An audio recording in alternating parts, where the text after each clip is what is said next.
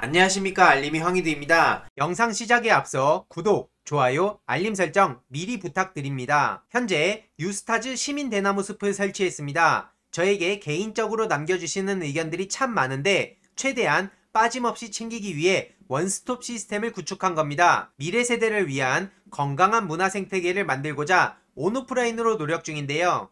유튜브 영상을 보시다가 일베나 뉴라이트와 비슷한 주장을 해서 이상함을 느낀 채널이 있다면 양식에 맞춰 게시판에 제보 부탁드립니다. 이외로도 독립유공자, 참전용사 후손분들 관련해서 사연을 전달해 주시면 저희들이 직접 찾아뵐 예정이고요. 갑질 및 폭력, 알리고 싶은 국민청원, 이외로도 각종 피해 제보를 받고 있습니다. 협력 제안, 정책 제안, 연대 등 게시판에 의견 남겨주시길 바라고요. 매번 링크를 이렇게 남겨놓을 테니 많은 제보 부탁드립니다. 조국 전 법무부 장관이 최근 검찰의 실체에 대해서 다시 한번 지적을 했습니다.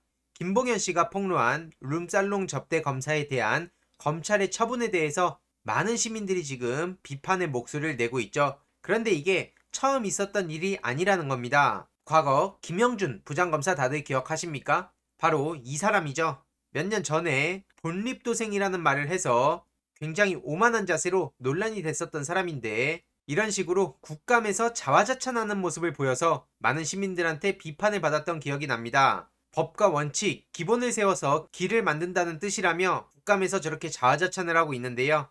그런 김영준 씨가 과거 고교 동창 스폰서한테 에이스 좀 미리 챙겨달라 이렇게 문자를 보내고 이 차를 나갈 접대부 사진을 보내라고 요청했고 110만 원을 송금했고 이후로 같이 호텔방에 들어간 것 등이 확인이 됐는데 술집 마담도 접대 여성이 이 차를 나갔다고 증언을 했습니다. 하지만 검찰은 그 둘이 서로 부정하고 있고 확인할 방법이 없다는 이유로 성매매에 대해서 무혐의로 불기소 처분을 내린 것이죠. 호텔방에서 두 사람은 문학과 예술을 논하였나 보다 제대로 꼬집기도 했는데요. 공수처가 있었더라면 당연히 기소가 됐을 것이라고 따끔한 지적의 목소리를 내고 있습니다. 그러니까 호텔방에서 뭘 했겠습니까? 이런 식으로 문자를 주고받은 내역까지 저렇게 떡하니 뉴스타파를 통해서 공개가 되기도 했었죠. 일찍 가서 파트너 골라둔다고 저렇게 얘기했는데 이걸 검찰에서는 그냥 덮어버린 겁니다. 이런 검찰이 여태까지 남의 이야기로 생각하고 있었지만 윤석열이 그걸 수면 위로 끌어올린 겁니다. 어떤 의미에선 그래서 검찰개혁의 최전선엔 윤석열이 있다 이런 얘기를 하는 이유가 바로 여기 있는 것이죠. 정직 집행정지 재판 전날까지 증거 자료를 보완했다는 소식이 전해지기도 했습니다. 윤석열 측이 저렇게 징계를 깡그리 무시하고 심지어 문재인 대통령한테까지 대놓고 들이받고 있는 이런 현상을 어떻게 봐야 됩니까? 애초에 선이라는 것도 없었고 그걸 지킬 거라는 생각도 없었지만 진짜 해도 너무한다는 생각밖에 안 들지 않습니까? 물론 앞서 말씀드렸듯이 윤석열의 저런 막 나가는 행동으로 인해 많은 시민들이 검찰개혁에 공감하는 그리고 직접 작년 이 무렵에는 거리로 뛰쳐나오기도 했던 이유가 바로 여기 있는 것이죠. 심지어 검찰 앞에서는 윤석열 씨의 환갑을 축하하는 잔치를 열기도 했었는데요. 이런 식으로 신나서 윤석열의 환갑을 축하하고 케이크 썰고 난리도 아니죠. 우상호 민주당 의원이 최근 비판의 목소리를 내기도 했는데요. 본인이 화가 나면 국가의 체계도 없고 질서도 없나? 추미애 장관과 대통령이 잘못했다고 본인한테 무릎을 꿇으라는 건가? 라고 강경한 목소리를 내기도 했고요.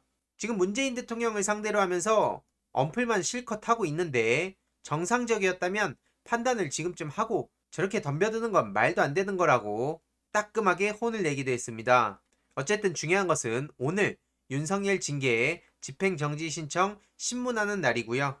역시나 윤석열은 출석하지 않고 변호인만 참석할 예정이라고 전해졌습니다. 여태까지 법무부 측에서 징계 절차를 밟는 과정에서 윤석열 총장 측에 충분한 방어권을 보장한 게 핵심이죠. 당연히 기각이 되는 게 정상이라고 생각하고요. 윤석열의 죄명별 고발 혐의를 저렇게 사법정의바로 세우기 시민행동과 민주시민기독연대에서 제작을 했는데요.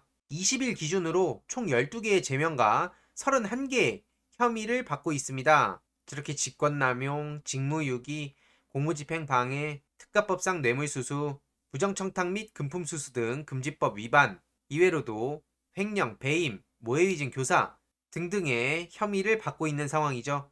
그런 사람이 감히 터무니없이 정책에 개입해서 난동을 부리고 있고요. 다른 사람도 아니고 지금 윤석열 검찰총장이 저런 짓을 하는 게 상식적으로 이게 납득이 갑니까?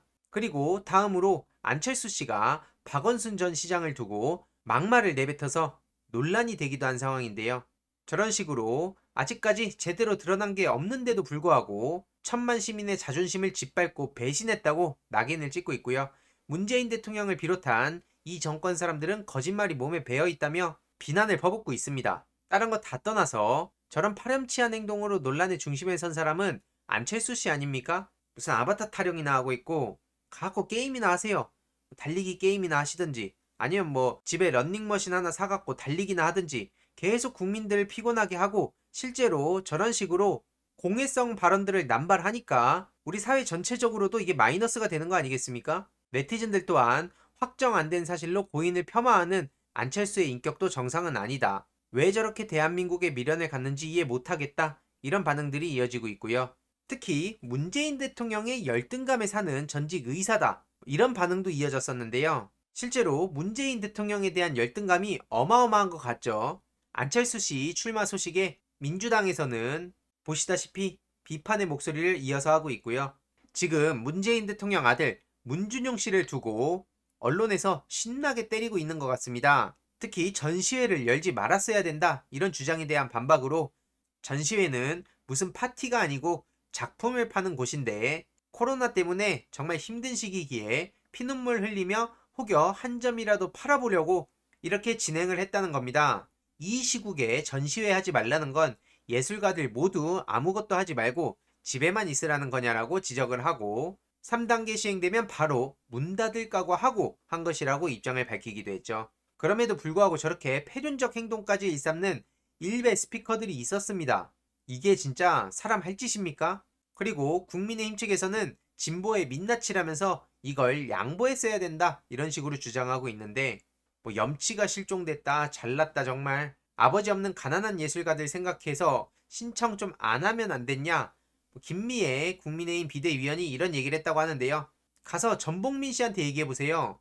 아빠 찬스의 대명사 아닙니까? 언제부터 저들이 서민을 챙겼는지 도무지 납득할 수도 없고요. 지원 대상에 선발됐어도 다른 사람한테 양보하는 게 정상이라고 하는데 여태까지 본인들은 양보하고 살았습니까? 아주 조그마한 것도 내놓지 않으려 하고 사익만 추구하려고 욕심내고 권력 다툼하고 그게 당신들의 본질 아닙니까? 저거야말로 파렴치한 민낯을 보여주는 발언이라고 생각하고요. 앞서 말씀드렸듯이 연매출 100만원의 전복민 회사가 3년 만에 수천억의 사업 이익을 봤다고 하죠. 이거야말로 아빠 찬스입니다. 뭐 다른 게 있겠습니까? 뭐 홍정욱, 장제원이 아빠 찬스, 나경원이 엄마 찬스 뭐 이런 얘기가 나오고 있는데 이 아빠 찬스에 전복민 씨 부친이 또 들어가겠네요. 이에 전우용 역사학자는 이 아빠 찬스로 지적을 하면서 정말 심각한 언론에 대해서 이렇게 비판을 하는 목소리를 내기도 했습니다.